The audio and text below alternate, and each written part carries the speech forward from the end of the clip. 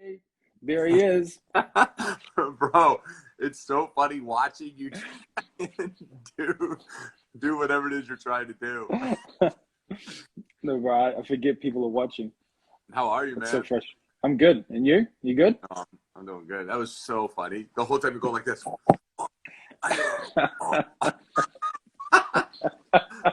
Oh, I didn't know how to send a request. I'm like, wait a second. I was like, No. send a comment. Like, oh man. I keep clicking accept, and it wouldn't accept. But hey, we're here. We did it. Oh yeah, this is awesome for posterity. For posterity. You doing good, man? I'm doing real good. Is it daytime there for you in New Yeah, Zealand? it's 5 o'clock p.m. Oh yeah, on on Wednesday. on Wednesday. That's so Yeah. bizarre. It's But nine you guys o'clock are what? 9 p.m. on Tuesday. on Tuesday. Yeah. You're listening. Yeah. So hey, just so you know, your future's all good. Nothing happens tomorrow. We made it. Bro, Nothing bad. I'm so happy when you text me right before this. You're like, hey, just pretend we're sitting around a bonfire sipping coffee. And I was like, oh, Yeah, God, this I can do. we can do that. We can do that. There's Mm-hmm. no bonfire, but we got coffee. I thought about going out to the bonfire, but, the dog will come out. You know what he Yeah, does. yeah, and yep Yeah. away. I miss that dog. But No, hey, you don't. think I don't miss it. My Yeah, daughter misses it. Everyone misses that dog. yeah, I miss your daughter. She's such a sweet. She I'll is. tell She you is. what. Let's trade. You can No. have the dog. Hey, some days maybe, but no way. Hey, thanks for joining us. This for everyone tuning in. Hey, this is Men Talk About Stuff. It's just a little Insta live that we're going to do for a couple weeks, months, see how it goes. But I just really want to talk with other men and about men stuff. I think men find it really hard to talk about difficult topics, and I think a lot of men go through a lot of things, and it's always really unheard or unseen or unspoken. And we kind of want to just have honest conversations with people and with men, uncovering some of the stereotypes of what it is to be a man and how we can move forward in this life and talk to people and get our stuff out there. So this is Billy, for all of you watching. Cheers, He mate. is a good friend of ours, lives in Mm. America. He is a pastor, a wife, a husband, and What? he's actually, no, you have a wife. Sorry, you're a husband and Why have a don't you wife. call me Did I just Dwight? call you a wife? I just called you a wife.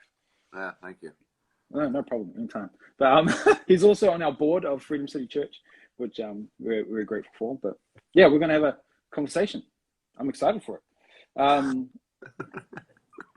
I think my wife said, "So why have you got Billy on your first one? Is it because you guys are the definition of men?" And I'm like, "Babe, thanks, but we Cheers. can't really claim that, can we? I don't I mean, we know." got these beards. When you're talking about types, like we're bearded, we're We're super bearded. buff. I googled definition of man. Super risky. You probably shouldn't Google stuff like that. Yeah, my But computer won't actually allow me to do that. it won't allow you. I got I blind just had a stuff. I just had a whole bunch of pictures of men with beards. That's all that came up. Oh, Men with really? beards. Yeah. So I think we're getting there. We're on the right track. Hmm. But anyway, let's start. So today's topic is series episode 1, defining men. And so I thought, bro, we just have a conversation. I know you've got some great thoughts about this. We've talked about it before, but like, what is a man? Like, how do we define man this day and age? I think the world would want to define it for us. People want to define it for us. I don't think we need to come up with a concrete definition. I think we can do that in the 25 minutes that we have. But I think we can come up with some pretty great comments and thoughts that will help other men maybe not live in this shadow of what the world would tell us a man is. But before we do that, what are some myths you reckon? What are some myths about manhood? Like we can have some fun with this. So, I'm trying to think of our crowd, and I need to be appropriate. Um, yeah. I mean, you go first. It's your show. You're the host. I'm the host of Myths of Man. Well, I watched that show, that movie with Keanu Reeves in it, and someone killed his dog. What is that? Yeah, John Wick. John Wick. I look at John Wick and I'm like, that's a man. I'm like, that is a That's a that is a myth too. man. Yeah, that's so true. Like the myth is what? So the myth is that a real man can like kill another man or knock another Oh, man down. Yeah, he knows how to throw fists. Yeah, You can know? shoot any type of gun. Yeah, Can be yeah, shot 15 times and never die. and never die. I think, okay, here's a big one. You know, like growing up playing college football, and you probably got this playing rugby, is like real men can hold his liquor. Oh You know, yeah, yeah, yeah, like somewhere, a stereotype got thrown that the ability to drink an enormous amount of beer or whiskey makes you a yeah. man. Like And, such a and eat copious amounts of meat. totally, yeah, The yeah, two yeah. go together. You know, Um, meat, whiskey, beer. I like that. you know, you heard that modern day parable where the dad takes his 16-year-old son out for his birthday, and he's like, hey, I'm gonna teach you what it is to be a man. Takes him to a boxing ring, and he says, you see that? The real man knocks another man down, and then he takes him to a restaurant, Hooters, here in America. If you don't know what Hooters is, don't even look Yeah. it up. Don't know He what it is. Hooters and he orders a beer, and he says, you see that beer? I think a real man can handle his alcohol. And then the woman who brings it, the waitress, he's like, you see her? And the kid's like, yeah, I see her, dad. He's like, a real man knows what to do with her, which is just a total lie, right? Like that's Yeah, what a male is. Like that's the opposite of a real man. But those are yeah, myths. yeah. I think we got to be clear. And when we're talking about man, we're not talking about male. I think there's a really clear definition between man, male, and even boy. I think some boys grow up just to be bigger boys, and then they never really step into that, that mantle of their manhood. You know what I mean? Totally, man. I mean, I think, isn't it? Okay, we both have sons. So there's a time and a place for kids to be kids. And I think a boy should be able to allow to be a boy. Like the great thing about Yeah, being a boy, I can't for real. remember seeing my boys is they no responsibility. Like run, have fun, Yeah, rip your jeans, and your mom and dad will sew them or buy you new ones, right? Like that's the beauty of childhood. yeah, Then we become, you know, men, young men, and there's a difference. And I think there's a lot to be said about being a man. So, but yeah, yeah, but male is the opposite of man. It's the chauvinistic, yeah, egotistical, macho. And again, we're stereotyping stuff right now, even by yeah, saying that. But, yeah. yeah. But there's that clear definition of what a man is, what manhood Okay, is. yeah. So someone asked me. Um, Someone asked me actually just today. We were having a conversation, and someone asked me. They said, "If you were to define a man, how would you define a man?" And I said, someone who uses their strength to serve others, which is so kind of, I yeah, think, anti-cultural in today's age. Most men wouldn't see their position as like serving. They're the boss, they're in charge. They have to flex their chest, like I'm the man. Like they have to prove something. Whereas I would yeah, say the true test of a man is who do you serve and how well do you do it and yeah. how That's down are you to serve others, because that's what our strength is for. But so much in society tells us like, no, I'm in charge. Oh, I know you're a tough guy, but how many people do you serve? Oh, I'm the boss. I yeah, make all this. Well, I know you're on top and you're the big man, but are you willing to get down and serve? Because I mean, last time I checked, the yeah, greatest man who ever lived, his name was Jesus Christ, and he said, "I came to serve everyone." So I yeah, think that challenges me on a regular basis. Is like, who am I serving? And for me, it's like, who do I put first? Who do I use my strength to help with? Um, that's manhood. yeah. I think it. They I want to agree, throw. bro. Yeah. Yeah, yeah. I looked up. So on my research, I found this definition of a man. The first line, it says, "The man is generous with his time, wisdom, and resource." I think that's a lost art. I think the art of generosity is lost on many of today's nation, especially with your time, wisdom, and resource. Because those three things equal money now. Like if I'm generous with my time, that's my money. My wisdom is how I get my money, and my resource is how I get my money. But here we are, kind of saying what you're saying is, well, who would we serve? Who are we generous with the things that we've been given that help create wealth for us? We should just be Right. generous as much with those things to the people that are around us. You know, I like what you're Yeah. saying, man. So then, if like those are those the myths of being a man. So what are some characters, some traits of what we could say of a man that you would see? We could have a biblical definition, or we could just have a definition that when you see a person like that, you're like, yeah, that's a man. Okay. I mean, I know that the normal answer would be like integrity. Yeah, Um, okay. Let's move away from that. Let's. God. No, I mean, it's all true It is true. without being, okay. Okay. How about I say this? Can I press it a little bit and kind of like, Yeah, do it. I'm kind of going to pretend like we're talking to a group full of dudes, and dudes Okay. need to hear this. Men do. Yeah. I think manhood is in doing. Okay, now I know we're Christians and we're both pastors. And so I know the gospel says who we are is way more important than what we do. And what we do doesn't define us. I agree.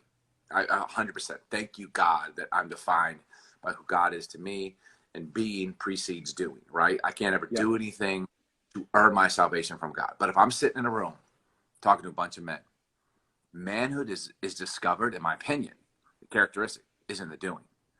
The Bible says you'll know them by their fruits. You're like, dude, but your heart. My mom told me when I was 7 that I'm so good on the inside. You know, it's like, oh, well, little Johnny, that's true. I believe you are. But can I just tell you, we can't see the inside.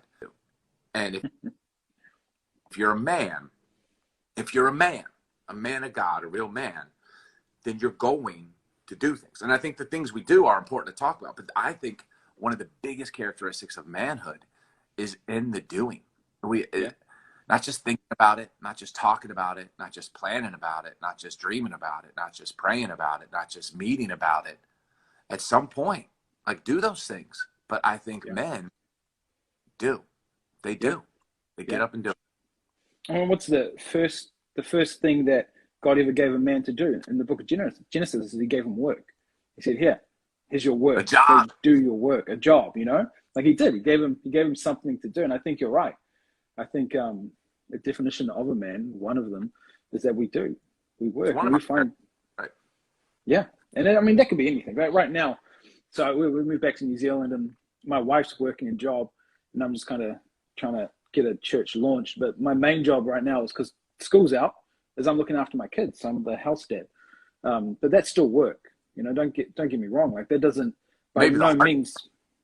This is the hardest work. I'm surprised my kids are still alive, but it's still work. You know, it's still something to do.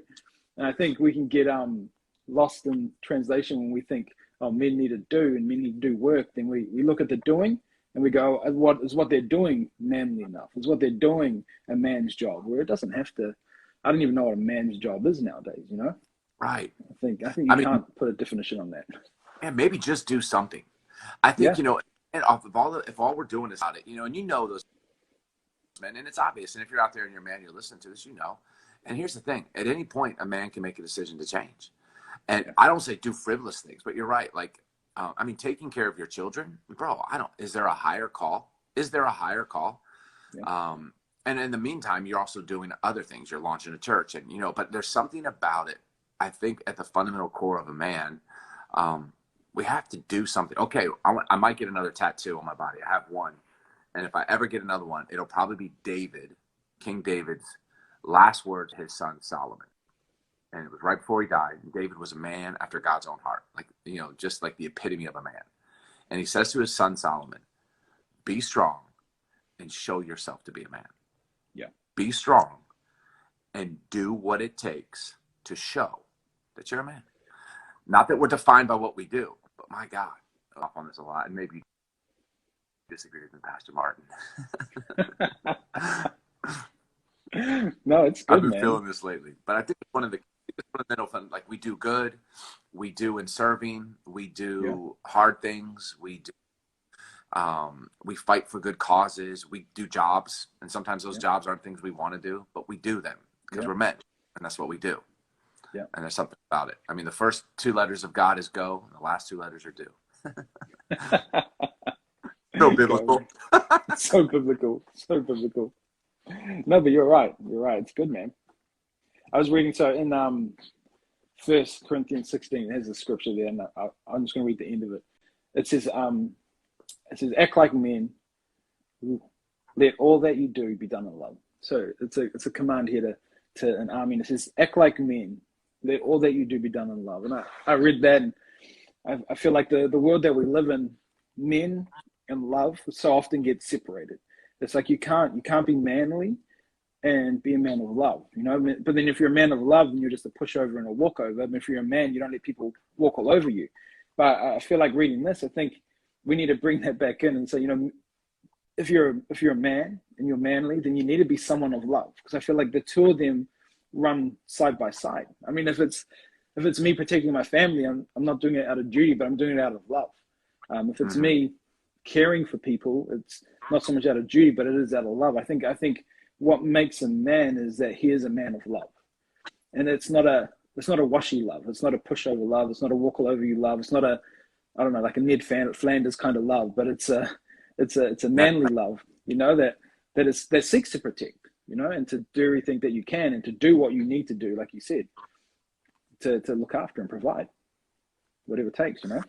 Wouldn't you agree? Like it takes a lot more strength to love somebody. Oh yeah. Just kind of walk away from somebody, but like to Sure. and love people, because people, we all are, you know, at the end of the day, we're kind of unlovable. You know, we have our moments, we have our good moments, our bad moments, but like, you know, I mean, I love my wife. We've been married almost 25 years, and there's still moments where I'm like, dude, it takes a lot of strength, and I love her more than anything in the world. But there's still moments where I'm like, I gotta love her. Imagine just people that like just get on your nerves, just kind of bother you. But yeah, I think what you're saying is so true. Real men have the strength from God, the courage, and the fortitude to love. That's not a pushover thing. Loving someone, man, that takes everything you have. Like Jesus, for God so loved the world that he gave his only son. I mean, I agree with you, man. Like that might be a lost art with men, because we feel like love is maybe, I don't know, wimpy or too emotional. Yeah. We think of tough love, and we, rather than help, we you know, we put the whole tough love face on. We say, oh no, this isn't tough loving you, but we're not actually doing anything. We're doing more damage than good sometimes, you know. It's just an excuse to be a jerk. Hey man, I'm just giving you tough Basically. love. No man, you're just being a jerk. That's right. Do you find it hard? I know, like you and I say this all the time, but I wonder. I have some buddies who are barely in church, and I think it's kind of. I say I love you all the time to people, and someone once called me out on it. I think we do a lot. I'll be like, love you, man, love you. And I think I do it a lot with dudes, because I feel like it's frowned upon society for whatever reason. It's like, oh, that's weird. I'm like, is it though? I think I'd rather err on the side of being like he loved than opposed like he was just completely removed and didn't care. You know what I'm saying? Like I'd rather just be like, love you, love you. I think we should bring the masculinity back. I mean, Jesus was the most masculine, the strongest, the most powerful. I mean, he's omnipotent man that's ever walked the face of the earth. Everything he did was out of love. His For deep, real. deep love for others. So But that whole "I love you, man" thing, that's an American thing, bro. We didn't start doing that till we moved to America. I don't know if we do that as much here in New Zealand, but we can bring it back. But I remember you told me, you said, New you said, Zealanders don't say well, I I don't love know. you. Well, we say "I love you," but not as much as you'll say in America. But we like it, obviously, because we all say it so much now. I remember you told me one time, you said "I love you" to the Jiffy Lube guy. I mean, I'm sure he felt especially cared for after that. I'm like, love you, man. And I'm like, I think what it is I've developed a habit of saying I love you. And so I'd rather develop that habit than just being like, whatever. But still, sometimes it gets off. I hope he gave you a discount, man. I'm sure he did. No, I'd already paid.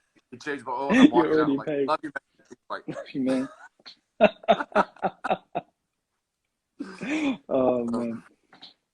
But no, it's good. It's good.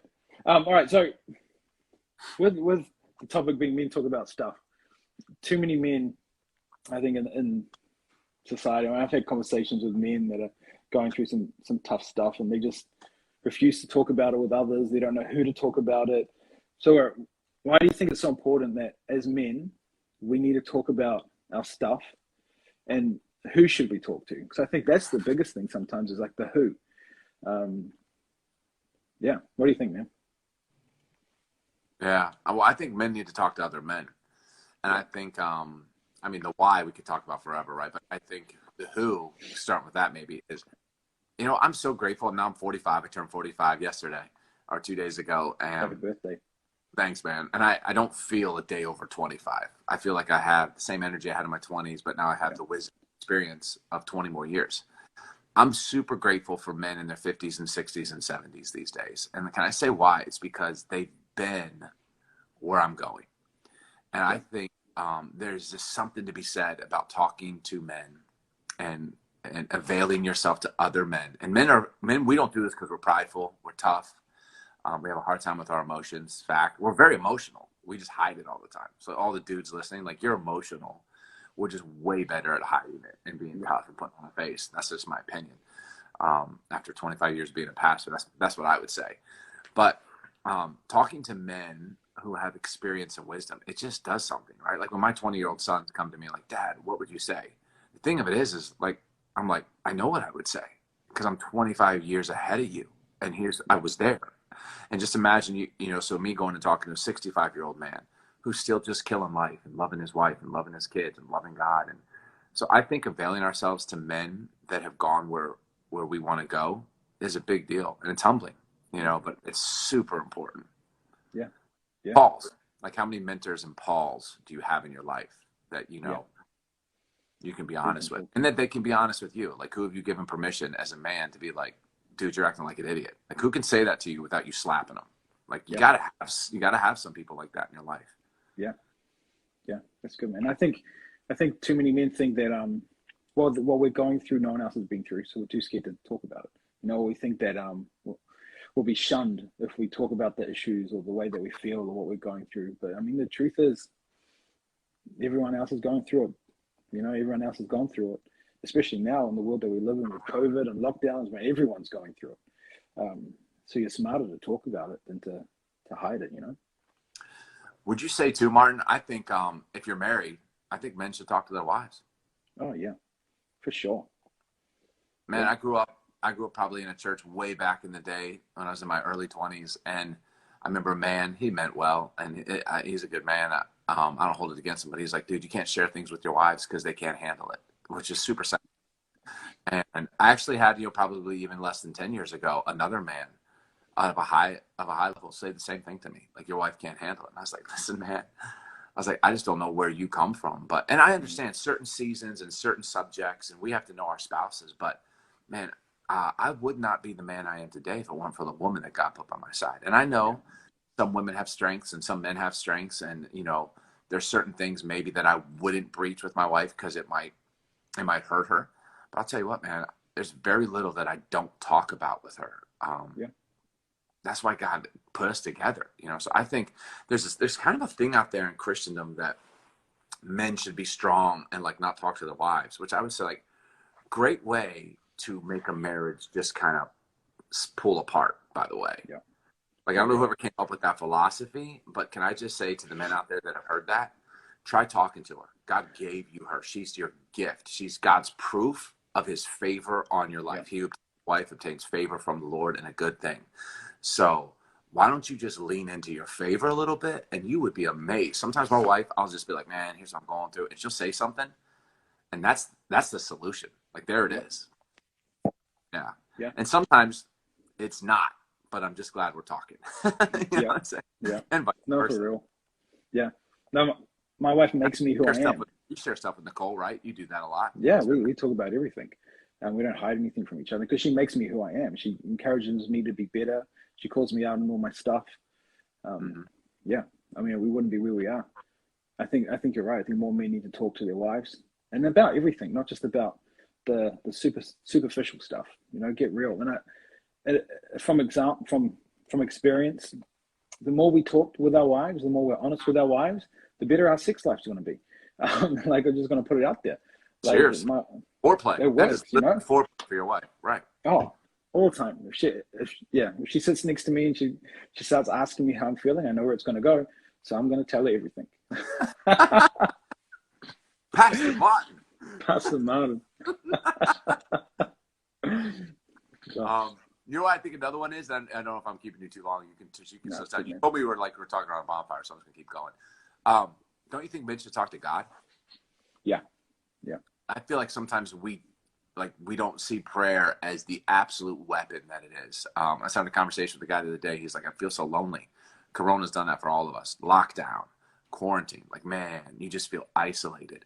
I think one of the ways we combat loneliness is we turn it into aloneness, which is me getting alone with God. Me being lonely by myself, that's destructive. That's dangerous.